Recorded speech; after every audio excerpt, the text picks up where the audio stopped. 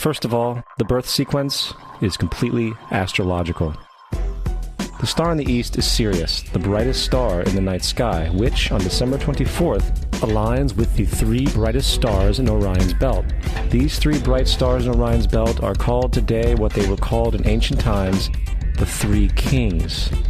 And the 3 kings and the brightest star, Sirius, all point to the place of the sunrise on December 25th. This is why the 3 kings follow the star in the east, in order to locate the sunrise, the birth of the sun. Let's go ahead and move on with the talk. The reason I wanted to do this conspiracy theorist topic is because we periodically get a flood of emails on a specific topic, and I guess it relates to how popular a specific clip is on YouTube at the time. But we've had a couple of people write to us promoting their favorite conspiracy theories. So I want to give you some examples of some stuff we get in email. Okay, so we had a guy write to us a few months ago, and he has this theoretical model, a cosmological model, that he claims is better than the Big Bang Theory. And he wanted us to review it. And so I asked him, hey, did you submit this for peer review from people that are qualified to do it? And his response was, well, the scientific orthodoxy won't let him publish his ideas because they're just too threatening. So, and another theme that we periodically get is on vaccines. Vaccines are a plot by Big Pharma that's designed to keep us from the knowledge that all we need to do to remain healthy and prevent disease is get sufficient vitamin D3 and maybe drink some colloidal silver. Never mind that it turns you blue. And colloidal silver is actually a good disinfectant. It actually does have antimicrobial properties, but only when applied topically. There's no evidence that it actually does that when you drink it. So please don't drink it. And a big one is 9/11 was an inside job, and the proof is that the U.S. government has previously engaged in conspiracy theories. Okay, plus Zeitgeist. Okay. Christianity is a big conspiracy designed to keep everyone in line. The leaders of the major religions all know this, but they're sworn to secrecy. And Zeitgeist. I see a theme. And HIV doesn't cause AIDS. HIV is actually a harmless virus. But Big Pharma and the CDC need you to believe that it causes AIDS. They use this to control certain segments of the population, for example, gays, and to generate big profits for Big Pharma and for genocide. And it's actually the antiretrovirals that cause AIDS. If you just exercise, take your vitamins, especially D3, eat an organic vegan diet and reduce your stress, you won't die from AIDS. So these are some of the conspiracy theories that we get in email. And of course they all want to chastise us for not thinking more critically, because we're being just like the theists when we reject their theories. So that brings us to the question, why do people believe this crap? Well, it's basically a defense mechanism. Okay? Conspiracy theories help people resolve the cognitive dissonance that they feel when some facts challenge their belief systems. Okay? And when you add cognitive bias to that, that makes sure that any new information that would challenge the theory either gets discounted or they overlook it. So people tend to discount information that disconfirms their beliefs, and they overinflate the importance of any information that tends to support their beliefs. And this is all born of a need to find some meaning in something that may otherwise be just an inexplicable event. People need to feel like they can identify a cause for something. And you see this a lot with, for example, parents of autistic kids who want to point to, a cause, even though there might not be, a definable answer that we can point to. And I just want to say, with something like that, that's what makes me especially, I always sometimes will say there's a special place in the darkest part of my black atheist heart for certain people, and for people that would take advantage of somebody who is desperately vulnerable to find some solution to an ill person in their family, especially a child. I have no sympathy for that person whatsoever, as far as whoever would take advantage of that. There's just nothing you could impose on them that would be too merciless. Right, and when you look at what happens when people employ these kind of defense mechanisms, often they're feeling socially isolated and particularly disempowered by whatever is going on. And so they're looking for something that alleviates these feelings. And what they find often with other conspiracy theorists is that they get this communal reinforcement. So they've got this community of other people that believe the same thing.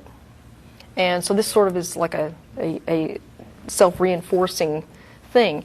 That kind of points back to the number of Zeitgeist believers who contact us. They're very enthusiastic about this, and they eagerly solicit our approval of their beliefs. And can we just say one more time that that is debunked on the blog? Yes, so there's no need to write to the list. You can go to the blog, look it up, Yeah. see the opinions on it. It's been stated publicly. Yeah. So feel free to not email our list about Zeitgeist and go to the blog and check the response. Yeah, we've not been subtle about our opinion of Zeitgeist. However, it's interesting the number of very hostile responses we get from people who find out that we don't share their beliefs. And again, there's this need to believe that there's some agency behind these events, whether it's 9/11 or, my kid is autistic and I don't know why. And it's intelligent agency. Right. Like it you has say, to it's be conspiracy. It's not, this Yeah. isn't just, it's some other virus causing this or that. It's that, it's like Yes. there's this sort of, conscious control Yes. you're talking about. Yes, and it's something that they are privy to that perhaps other people aren't. And then it's actually related to pareidolia, which is this tendency in humans to attribute, to see patterns where none exist, actually. And so it's the same thing that produces, the Virgin Mary in a grilled cheese, or, Jesus in a dog's butt or something.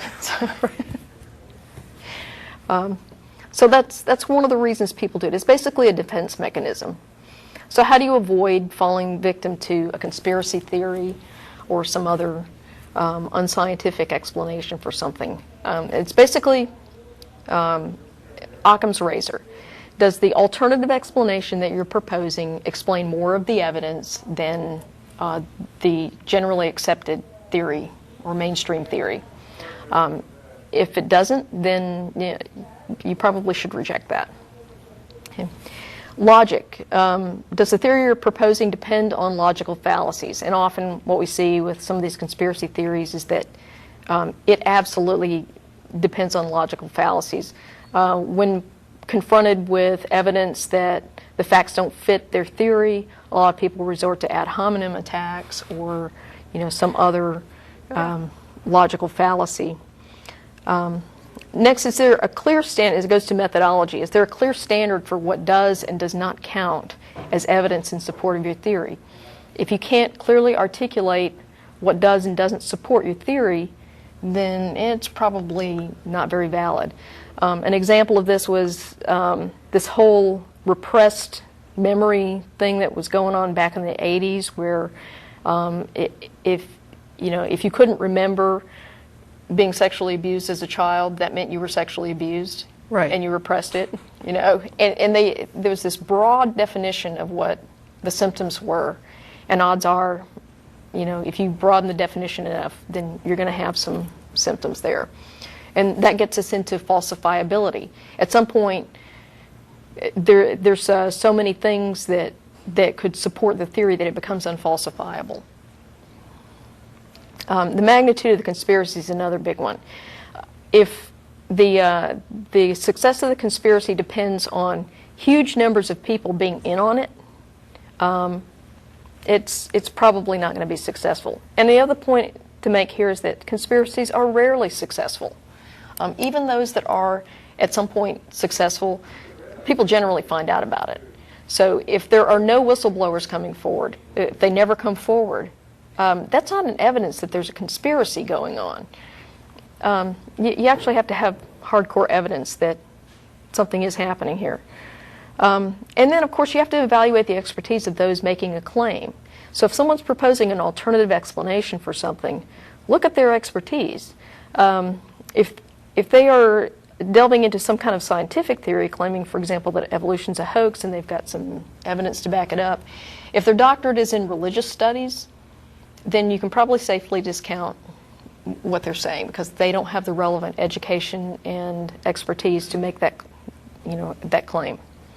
So just make sure, if you don't have the education and expertise to properly evaluate the evidence, then you have to rely on experts to do it for you. So make sure you properly vet your experts before you accept their claims. Well, and also even somebody that has, I would say, that has valid credentials, you want to look at how does that align with other people who have the same credentials Exactly. in the field. Like, how are they looked at and viewed in their relevant field. Exactly, because it is possible to have the relevant education and expertise and then be regarded as a complete crank by the others in your field. Or simply be at odds. Yeah. With, consensus. Yeah. And that doesn't make you wrong, but it does mean that if I'm not an expert, that's something I want to consider. Right. Okay. So, that's pretty much what I wanted to hit on. That should be enough to poke a hornet's nest. Okay. Yeah, we'll get some letters, I'm sure. Yeah, I'm sure. Okay. So should we go with calls? Let's go with some calls. Next, what about the cell phone calls? For starters, the calls themselves are extremely peculiar. Most of them are only a couple sentences long before the callers end the conversation, only to call back later. We've got Caesar in Queens, New York. Queens, New York. Caesar in Queens, New York. Caesar in Queens, New York.